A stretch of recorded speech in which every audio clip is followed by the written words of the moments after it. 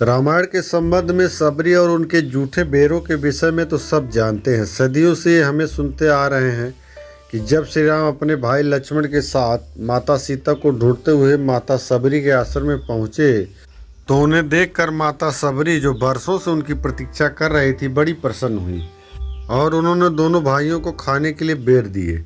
बेर अच्छे हैं या नहीं इसलिए उन्होंने पहले उसे चखा, बाद में उसी बेर को श्री राम और लक्ष्मण ने प्रेम से खाया।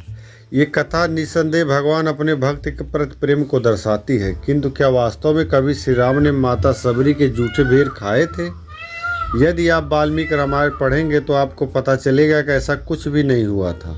माता सबरी का बहुत थोड़ा प्रसंग रामायण में मिलता है और उसमें भी श्री राम द्वारा उनके झूठे बेर खाने का कहीं कोई प्रसंग नहीं आता है।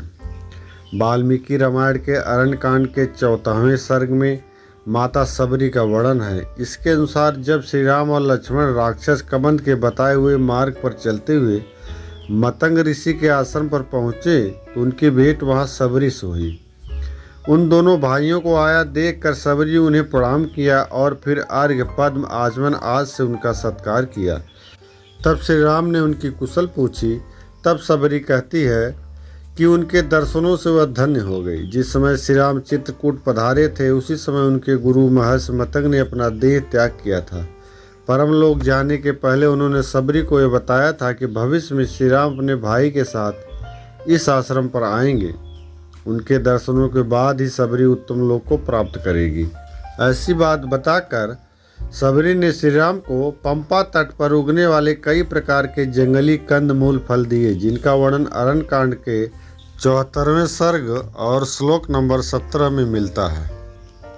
एक मुक्ता महाभागस्तदाहं पुरुषर्भव माया तु संचितं वन्यं विविध पुरुषस्व तथार्थे पुरुष व्याघ्र पंपायस्तरीय संभवम। अर्थात पुरुष प्रवर उन महात्माओं ने मुझसे उस समय ऐसी बात कही थी, अतः पुरुष सिंह मैंने आपके लिए पंपा तट पर उत्पन्न होने वाले नाना प्रकार के जंगली कंदमूल का संचय किया है। तब श्री राम ने सबरी से महर्षि मतंग के तेज को देखने का अनुरोध किया, जो उनके बाद देहावसान के बाद आज तक जल रहा था। इस पर सबरी ने उन दोनों को वो स्थान दिखाया। इसके बाद सबरी ने श्री राम की आज्ञा लेकर अपने शरीर को अग्नि में समर्पित कर दिया और अपने लोक चली गई। तो वाल्मीकि रामायण में माता सबरी की बस इतनी सी कथा मिलती है। यहाँ हम देख सकते हैं कि इस प्रसंग में उनके झूठे बेरों का कोई वर्णन नहीं दिया गया है। तो फिर आखिर माता सबरी के झूठे बेरों की कथा आई कहाँ से? इस विषय में अधिकांश लोग समझते हैं कि माता सबरी के झूठे बेरों की कथा गोस्वामी तुलसीदास ने अपने महान ग्रंथ रामचरितमानस में लिखी है, लेकिन ये भी गलत है। तुलसीदास जी ने ऐसा कोई वर्णन नहीं किया। रामचरितमानस के अरण्यकांड के 34वें दोहे में गोस्वामी तुलसीदास लिखते हैं, कंदमूल फल सुरस यति दिए राम कहुआनी प्रेम सहित प्रभु खाए बारंबार बखानी। उन्होंने अत्यंत रसीले और स्वादिष्ट कंदमूल फल लाकर श्री राम जी को दिए। प्रभु ने बार बार प्रशंसा करके उन्हें प्रेम सहित खाया।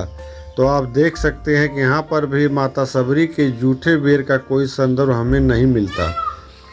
वैसे भी श्री राम द्वारा किसी का जूठा खाना बड़ा अजीब सा लगता है। इस कारण ये नहीं कि चूंकि सबरी एक भिलनी थी, ऐसी मानता है कि रामायण में इसका कोई वर्णन नहीं है, इसलिए श्री राम उनका जूठा नहीं खा सकते थे। बल्कि शास्त्रों में किसी के भी यहाँ अपने स्वजन बंधु बांधवों के भी जूठे भोजन को त्याज्य बताया गया है।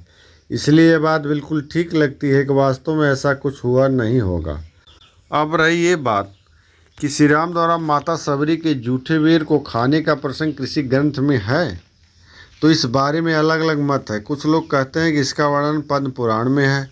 पद्म पुराण में श्री राम के वनवास का संक्षेप वर्णन अवश्य है और माता सबरी का भी वर्णन वहाँ आता है, किंतु वहाँ भी उनके द्वारा झूठे बेर खिलाने का कोई संदर्भ हमें नहीं मिलता। कदाचित इस प्रसंग में भक्ति रस की अधिकता के कारण लोक कथाओं में यह बात प्रचारित हो गई और पीढ़ी दर पीढ़ी यही बात चली आ रही हो। यदि भक्ति भाव से देखा जाए तो ये एक बड़ा अच्छा प्रसंग लगता है, किंतु सत्य ये है कि किसी भी प्रमाणिक ग्रंथ में इस बात का कोई प्रमाण नहीं मिलता है। इससे किसी की भावनाएं अगर आहत हो तो वो क्षमा करें, बल्कि हम सत्य को उजागर करने का एक प्रयास कर रहे हैं।